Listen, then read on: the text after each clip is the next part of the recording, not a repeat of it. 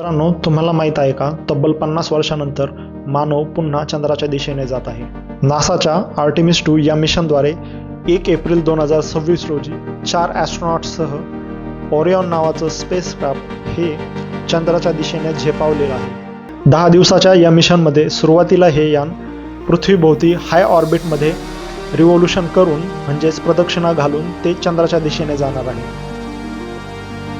पुढे चंद्राच्या कक्षात गेल्याच्या नंतर ते चंद्रावर लँड न करता फक्त त्याभोवती एक फेरी मारून पुन्हा ते पृथ्वीच्या दिशेने निघणार आहे व त्याची लँडिंग ही पॅसिफिक ओशनमध्ये होणार आहे.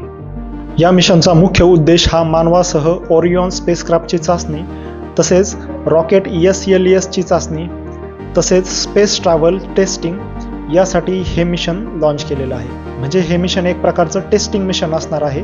नासाच्या ज्या पुढच्या मानवासह ज्या योजना असणार आहेत चंद्रावरच्या त्यासाठी.